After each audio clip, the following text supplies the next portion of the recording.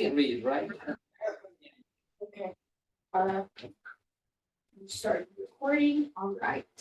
Did you start recording YouTube? Yes, I put. Okay, sounds great. All right. Welcome, everybody. Hi, Sue. Today the presentation will be on the topic of God, and the goal here is that by the end of tonight, you will go home a little bit more inspired to understand and to know what this energy that exists in the world really is all about.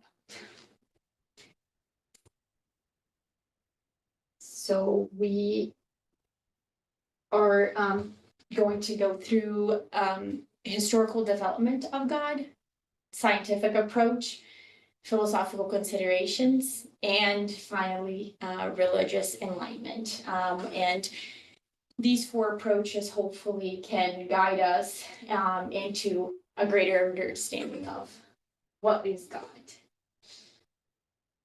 So starting with historical development, we're going to see here a time axis where we have time on the x-axis and the evolution of religious thinking. And this line is our humankind. So we're going to see how all of these three interact and gives us hopefully a glimpse. Starting with instincts. The primitive man was created ignorant and simple. So how can we think about what did the instinct of man during that time think? What was God? Do they have any idea? Were their ideas of God the same ideas of God that we have today? Any thoughts? That's an interesting question. Never thought about that before. I'd say no. I would say that their thoughts or their views of God were about as primitive as their instincts were at that time. Great. Is it? So the mission to start. No, I think they might come. See, there's Say about that of you. How was it?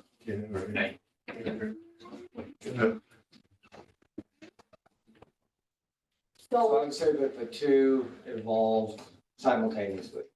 yes, Okay. that's great thought. Yeah, the development here is actually the consciousness, right, of the Yeah. humankind that over time, as you said, we can't believe it's something have developed, right? We Yeah. don't look like more Yeah. those cavemans that like, get the ladies from the hair and push, right?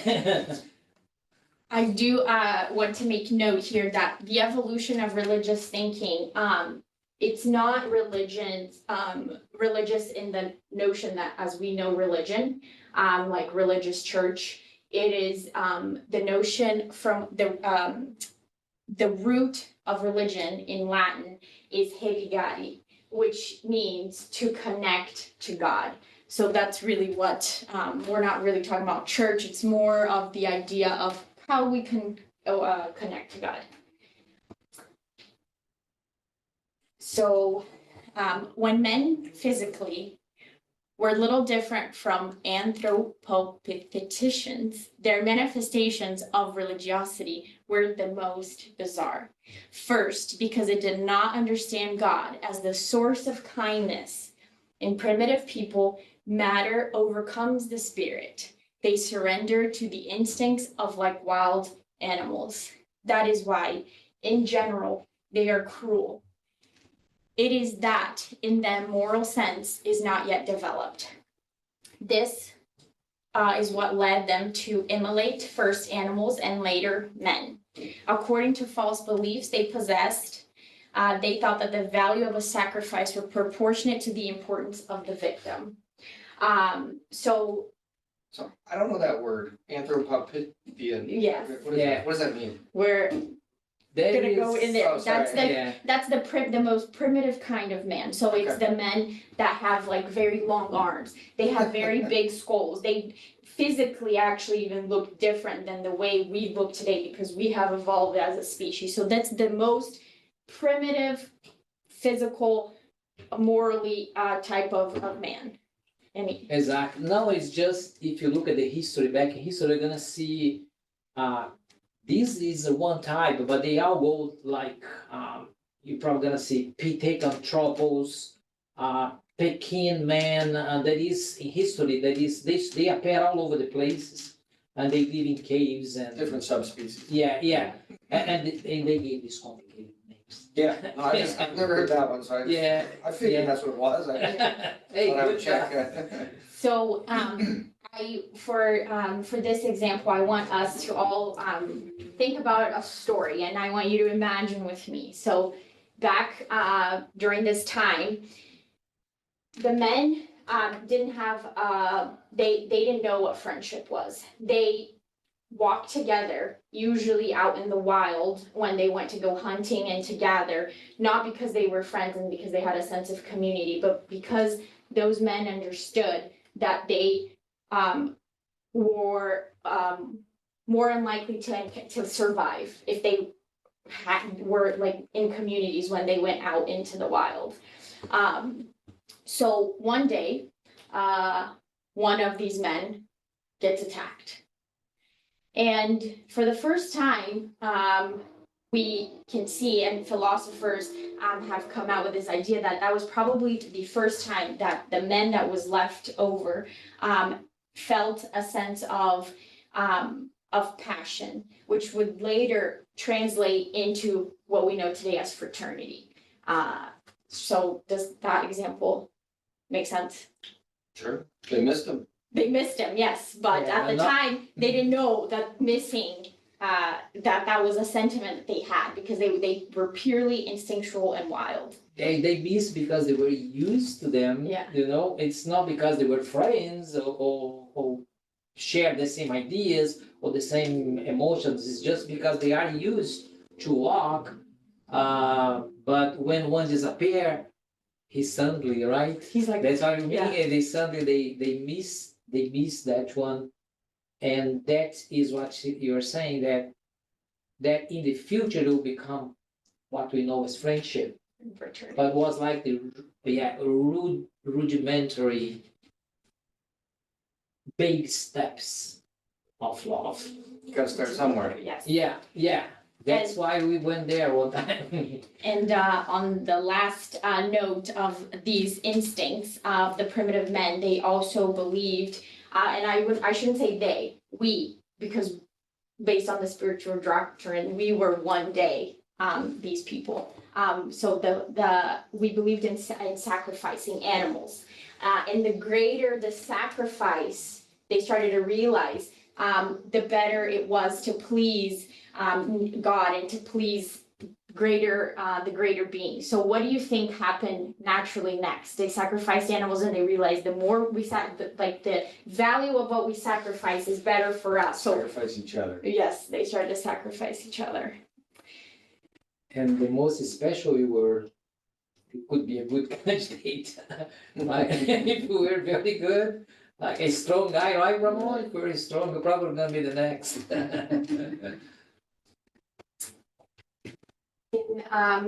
Then our next type of evolution in thinking of how we approach God was various adorations. So I have here a note that says anything that wasn't made by men and at that time and looked interesting was thought to be God. So here we have the psychic period of the religious evolution of terrestrial humankind resulted in a rise to different types of worship.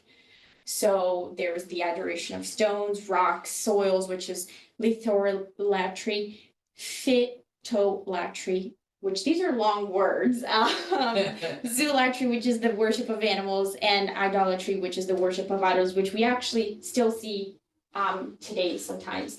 So a story to put this in context, when men are very primitive, there are spirits, because they can't always make decisions for themselves. There's spiritual communities, that are invisible to them, that are with them to guide them and sometimes make decisions for them. So there was the way that they would start to, worship these kinds of plants and stones was because sometimes the spiritual guides would use the men's ectoplasmic energy and act upon a stone to kill a bird. And so when they saw that the stone just magically went and killed a bird and now they have food, they believed that rock must be God. It provided me with food. We don't, and in the time of Jesus, these phenomena that would happen were considered the miracles that Jesus performed. Nowadays, we don't need these forms of miracles to happen for us to know that there is a greater force and a God that exists. But back then it was necessary for them and for their survival.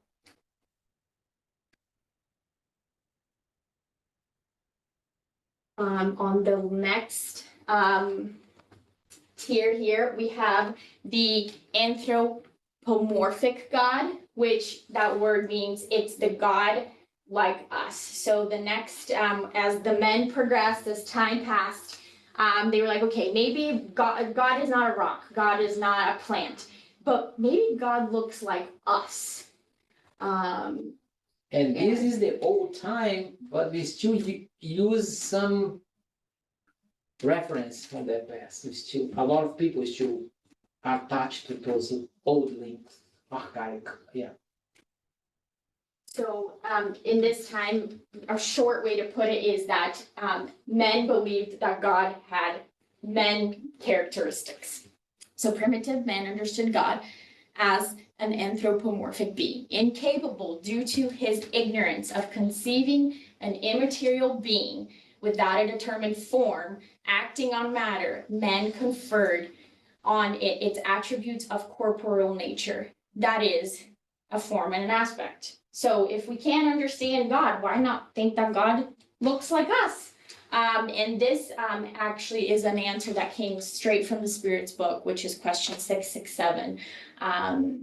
And, sometimes this can still be seen today. How many of us sometimes get mad at God or think of God as like this big thing that's on the clouds looking over us with a big long beard and muscles, and that's That guy. yeah, that guy. So even though we have evolved so much, there's times that we still have those instincts from the time that we were primitive and the time that we did believe that God had features like us. Like, we can't get mad at God. God is not a person. How could you get mad at?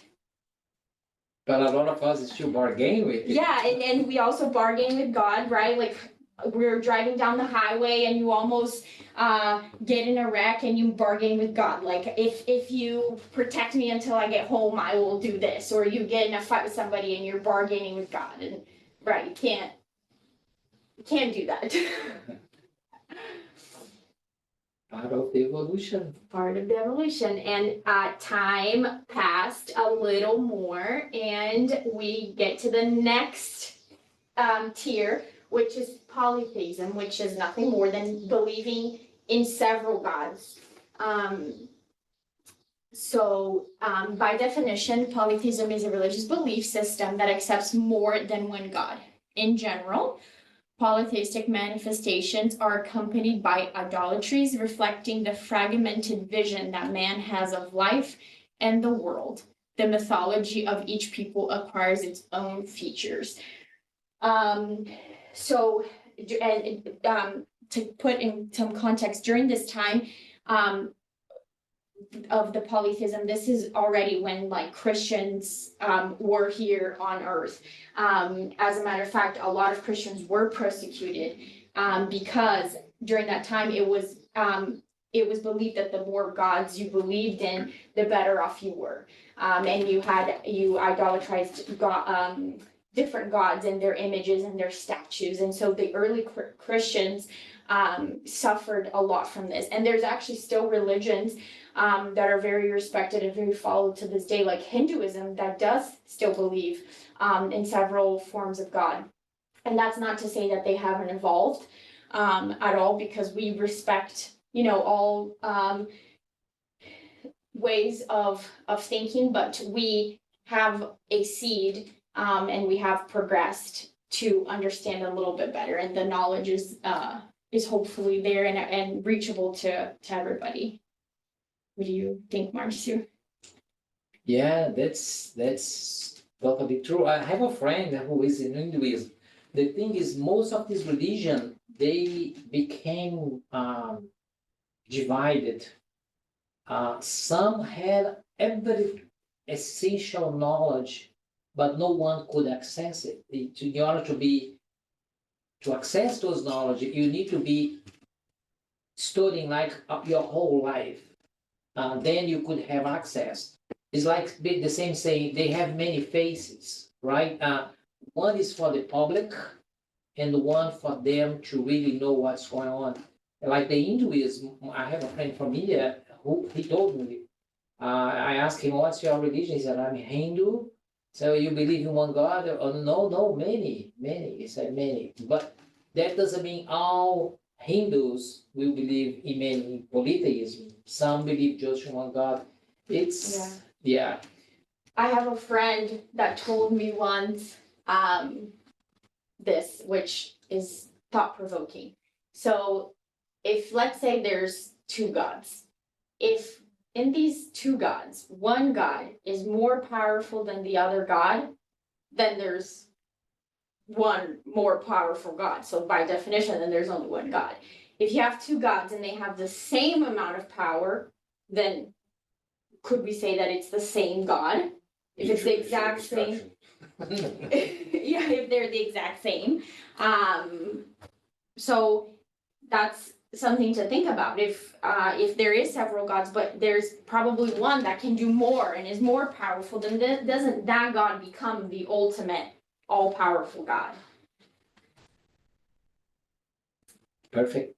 Time passed a little more, and we get to monotheism, which is the God of justice, as we learned from Moses when he received the Ten Commandments, and the heavens opened. He received God. That was Moses established during that period, a God that was just that served justice, and that there were laws that the people at that time believed in, a set of rules. So, and this was before the coming of Christ, with the exception of the Hebrews. All people were idolaters and polytheists, except for a few who hid their knowledge under a veil of mystery, impenetrable to the popular masses. That is the people that Marcio referred to, which they had to study sometimes several years to be seen as worthy of receiving a greater knowledge. The Hebrews were the first to publicly practice monotheism. It was to them that God conveyed his laws, first by Moses and then through Jesus. Meanwhile, abandoning idolatry altogether, the Jews despised the moral law to cling to something easier, which is the practice of external worship. And then after this period, which is the most recent in the timeline of humankind, we learn and we develop the notion of the God of love, which was brought to us by Jesus and also Spiritism. Yeah, Jesus was the first one to brought the knowledge to everybody with no differentiation of secret doctrine for a special select group of people and then for the masses. Right. Yeah. As human intellect and moral sense develop in all of us, our thoughts penetrates better into the core of things, forming a more accurate idea of the divinity according to sound reason, even if always incomplete. Yeah, no, I'm just seeing that, I was just thinking here where we are on this progress, right? Because even though we had the knowledge of Jesus, a lot of things we act like anthropomorphic gods where we negotiate with them sometimes, right? And sometimes we want to, I don't know, um, Sometimes, adore some images or some yeah, other things, idolatry, right? right? Yeah. There's nothing wrong like by having an image of Jesus that we can look at and connect with, but you don't worship the statue, you don't worship the picture. We worship what the picture represents, what the statue represents. Yeah, and then with Moses the same, the justice, but with that he brought a lot of not eye by eye, right? Chip Eye for by eye, chip, tooth Yeah, right? Yeah, yeah. So there is still people that say, okay, you do something with me, but wait until I'll do back to you, right? And we are immersed sometimes on these, and that are like chains that hold us here on earth, while Jesus brought a new perspective, and so God of love. God of Yeah. love. And this completes, well, there's one more question. So before we go into the scientific approach. So all human beings have within them the intuitive sentiment of God's existence. What can we conclude from this? That's for them, right? For us. Well, That watch. it's, yeah, For all of us. for all of us. And Kardec Oh, you give the answer already. yes, and gathered by the spirits says that God exists. Otherwise, there would such a sentiment come from if it were not based on something real. This is an application of the principle that there is no effect without a cause. This comes from the Spirits book, question number 5. So I'm wondering about the timeline. You sort of imply that the current state, which is monotheism, the God of love, is the last and final stage. Is there another step that we would look forward to, or is the implication that this is it? That's a question that I've thought about, and I don't know the answer for necessarily a what the doctrine would say, but in my heart, the way I would think about it is that we don't know all there is to know about God yet. We can't. We don't have the intellect to know, but that doesn't mean that we can't try. And I think that on that line of humankind, we will know little by little more of God. God is love. That I don't think that's going to change, but I think that there's a lot of things about God and attributes of God that is yet really hard for So us to maybe in order to understand. reach another step, our consciousness would have to evolve. So right now, we're not even capable of comprehending what that step would be. So it requires us to make a move. It was a great question, and that is something that I have thought about it, and I was going to add some of these because, yeah, we don't know the next step, but we know to come, because that's the way it works since millions and millions of times. So one time we're gonna be tired of war, we're gonna be tired of not knowing ourselves, so just being connected here with money and just social events. Then I'm gonna be thinking deeply, and then when that time comes, you probably have heard of the new era, better future. When that comes, because that will come with this, the human being evolve, and then we're gonna see we are gonna be able to better comprehend God. Yes. One thing we don't wanna say is like, no, I don't know God, I'm not gonna talk about it. No, we can talk about it and say, yeah, I need to admit, I don't know much, but I know this. We have a start already, right? Yeah. After all, the primitive people already were talking about God in a wrong way, But in a way, yeah, but in short, to your answer, yes, I think that as we morally and intellectually develop, we will know God better. Oh, the good There's news no is other way. it'll be an improvement no matter what. That's part of the nature of evolution, right? Every Yes. successive step is better than the last one. Yeah. What's your name, please? Jay, J, Bob, Todd, Todd, Ramon, Marcio, Lee. Lee. All right, so now I'm going into a scientific approach of what God is, which hopefully can be a little bit more exciting than history. For those that like science, I like So- this. I like all the thoughts you're gonna bring. we're going to see, God from the lens of the science. And here I'm only going to, there's lots of more resources out there of science that prove the existence of God. Here we're going to talk about Abraham Cressy Morrison. He was from Massachusetts. He is known widely as Cressy Morrison, and he was a chemist and president of the New York Academy of Sciences. He published 6 books, and the last one was actually the 7 reasons why a scientist believes in God. And here we're going to see some of those reasons. So that's our sun and our earth rotating on itself and around the sun.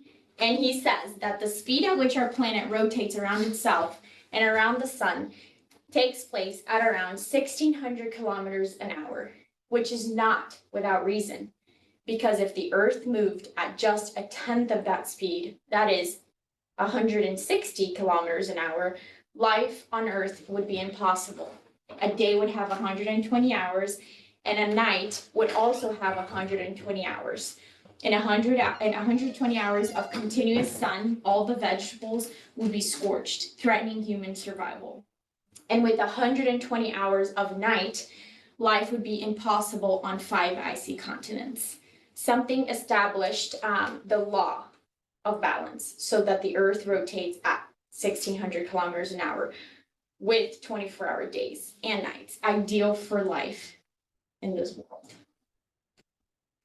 I like when he wrote like something established this law. Was well done.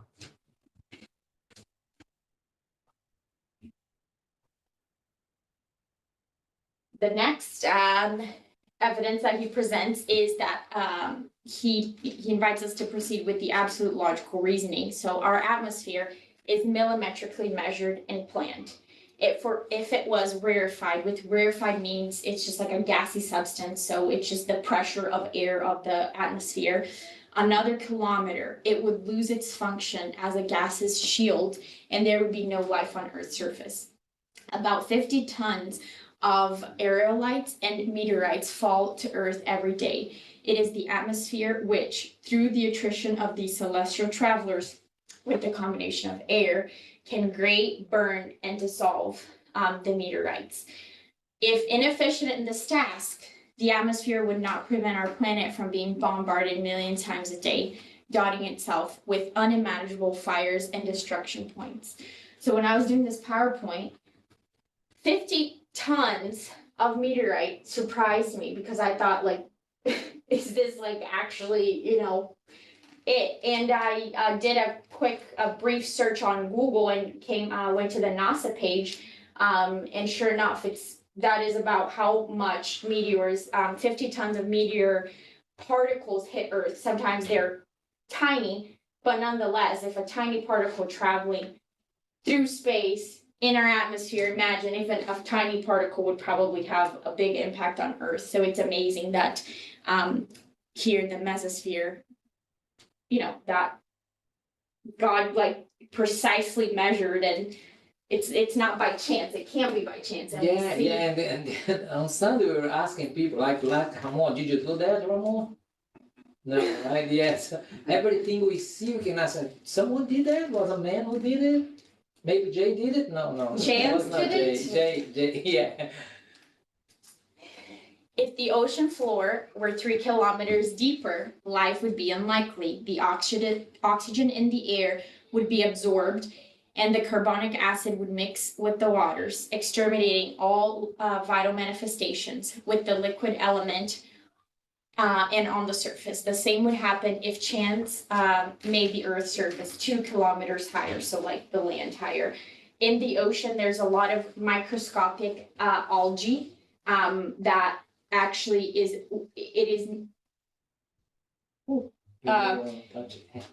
if we go back to like the history of the creation of the planet, it was these microscopic algae and bacteria that provided oxygen that was able to create a life form on planet Earth.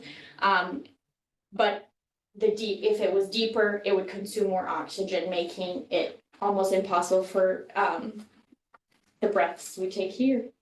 True.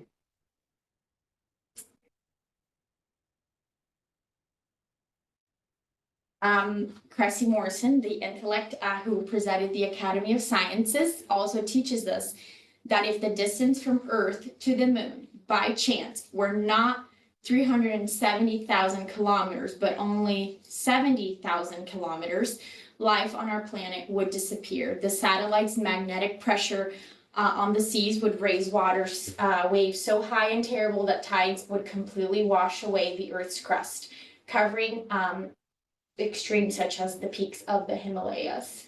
So even the moon, perfectly placed where it is it wasn't placed. The Earth had that rotation earlier, which I don't know too much of science, but I know that the Earth came to be in the rotation of the Earth precisely where it is now. It wasn't always there, but since being there, it's just where it needs to be. So the Earth and the moon used to be one planet, and they broke apart. Yeah, so that's what it is. Okay. Very precisely, like, to keep the balance you're referring to, but the origin of the two was one mass.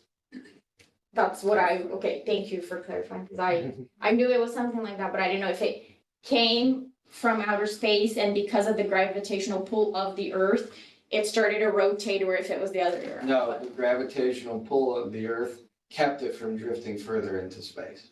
Yeah. But they at one time were one solid planet, if that's what you'd call it. Mostly it's the mass. And here, lastly, he also reasons that the distance that separates the Earth from the sun of approximately 150 million kilometers is not a coincidence. This precise distance provides our world with a tepid sensation of heat, neither insufficient nor exaggerated for the maintenance of life. Even when the surface of the king star, the sun, glows at 6,648 degrees Celsius. If the Earth was any closer to the sun, it would be scorched by heat. Further away than in the current elliptical orbit, it would be lost due to thermal insufficiency, inadequate UV rays, infrared, and calorific rays, which maintains like the vegetables alive and basically all plants and animals. So he concludes by saying, it is evident and rational that a mathematical and superior intelligence established and provided the conditions for life on Earth, leaving one chance in billions that our planet was the result of an accident. By innumerable laws, which would be tedious to enumerate, only the absurd would attribute our existence to chance. And he closes by saying, I believe in God, the supreme being of the universe. And the book is very thin. It's a very nice book. You touch on one, even though all these parts is just the reason one. There are 6 more reasons. He goes into chemistry and some other things. It's a good book to read. It's, little thin. Yeah. Okay, so now digging in a little deeper, we're going to see some philosophical considerations about why God exists. So this I do want to open to you guys. So what is God? Supreme intelligence. Okay. I knew he would. Primary cause of all things. Well, somebody has been reading the book. Spirit's book. Question 1. I know. God is supreme intelligence, the primary cause of all things. That is question number 1 in the Spirit's book, codified by Alan Kardec. Where may we find proof for the existence of God? Any ideas? I mean, I would refer back to the book you just referenced, right? All of the perfectly calibrated laws and aspects of our world that prove that there's an intelligent force behind it. Well, yes, and that is what the book says. So, in an axiom that you apply to all of your sciences, there is no effect without a cause. If you would search for the cause of whatever is not the work of human beings, then reason will answer your question. And that's question number 4 of the Spirits book. And here we have a third question, which is, although we cannot comprehend the intimate nature of God, can we form ideas of some of its perfections? Anybody? Not Jay, Bob, Todd, Hamon, and not Mario either. Marcio. That's fine. Yes, of some of them. Man comprehends them better in proportion as he raises himself above matter. He obtains glimpses of them through the exercise of his intelligence. And I think this question, number 12, really exemplifies exactly what we talked about back when we were saying about the history of God, right? Now we know God of love. And we will continue to know God as we are able to comprehend better, or as our intellect progresses, or as our intelligence progresses. Or conscious, especially. Conscious. Yeah. And here are some attributes of God from a humanistic point of view. So God is eternal. If it had a beginning, it would have come out of nothing, or else it too would have been created by an earlier being. This is how little by little we go back to infinity and eternity. It's immutable. If it were subject to change, the laws that govern the universe would have no stability. It's immaterial. This means that its nature differs from everything that we call matter. Otherwise, it would not be immutable because it would be subject to the transformations of matter. God is unique. If there were many gods, there would be no unity of views, no unity of power in ordering the universe. It's omnipotent. It is because it is unique. Had it not had a sovereign power, there would have been something more powerful or as powerful as it, which then would not have made all things. Those that it had not made would be the work of another God. And lastly, it's sovereignly just and good. The providential wisdom of divine laws is revealed in the smallest things as well as in the greatest. And this wisdom does not allow one to doubt either the justice or the goodness of God. And our last point, which is in perfect time, we have religious enlightenment. So the religious point of view of God, that's Jesus hovering over earth, if you can't tell from the picture. And here I have a verse from John, chapter 1, verse 18. No one has ever seen God, not so much as a glimpse. This one of a kind God expression who exists at the heart of the Father, he has made him plain as day.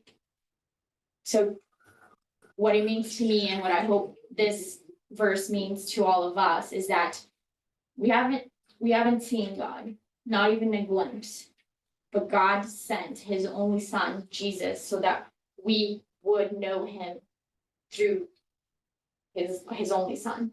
And I think that's a something that we should always keep in mind. We have had the gift of our lifetimes now in our existence to come after Jesus and know his teachings, and know what he means, what he he hoped to bring to us. We don't have to be like the wild men living on instincts. We don't have to be like the men who thought God was a rock or that God was a plant. Now we can know God, and we can know God through Jesus. And Jesus called God, he referred to God. How he referred to God? As Father. And even as Father, Jesus put him always in a context. Like sometimes in the Bible, you're gonna see my Father. When he says my Father, he is referring to his relationship with God that's different from us because he's a pure spirit. And when his responsibility, his integration, his knowledge, his consciousness of God is different of ours. So when sometimes he says, my Father walks and I also walk too.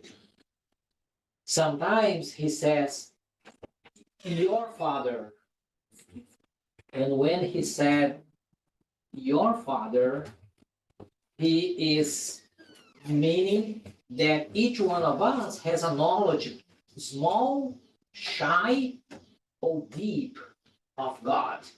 That's your Father, right? The Father of our Father from our perspective. And sometimes Jesus also says, our Father. And when he say our Father, then he's more commonly calling the Father for everyone. Mm-hmm. So just by saying this to give us a glimpse of the great knowledge and relation of God, that when we accept and desire to learn more about Jesus, and the Spiritist doctrine really take out the blanket to really show us more about Jesus, that will help us a lot. And you also know, we're gonna talk about the password. Yes. Okay, so. Yes, Yeah. But this is just to close this. yeah, it's just to, yeah. and to close He's also the the man. presentation. How do we have access to God? How do we connect to God? And there's a password. And does anybody want to take a guess? Prayer, right? Hey, Bob. A plus, Bob. A plus, Bob. That's how I connect with them. Prayer is the way to God. We pray not because God needs us to pray. God doesn't need us to pray. God is God. We pray because we need the prayer to connect to Him. We need the highway to be open up. And I promise you that there's not a prayer, a single prayer, that if you close your eyes and you really mean it and you ask with all of your heart, that God won't answer. And He might not answer in the way that you want. He might take a long time, but He will answer. But sometimes unanswered prayers are His way of protecting you. Yes. Because sometimes you ask for things that you really don't need, or it might be detrimental to you. And if you pray that prayer and you're like, God, why didn't you send this? Why didn't you give me what I asked you for? And then later on, maybe down the line, you realize that that was not what I really needed. God He knew what you needed the whole time. And you were praying for something that you didn't really need. Therefore, I feel like sometimes when we have prayers, I call it a selfish prayer, so to speak. I'm praying for this new car I really, really want, no matter what. I think I need it. I need to have it. But God wants you to have what you necessarily need, not necessarily what you want. I don't think He's there for all your wants and desires, but He is there for what you need. And He says in the Bible, He will provide you with what you need. But sometimes prayers go out, just like we talked about earlier, selfish reasons. When you started the whole thing. Yeah, on the evolution, right? Exactly. Yeah, I think with the idea of what we went to this, that she went to this, is like for us to learn that when you go to pray, we should, if we can, avoid these old ways, right, of negotiate or bargain, because person that is a way knowledge and of spiritism, he said that, like you said, when you go and you say, Father, right? You sometimes don't need to even go beyond it.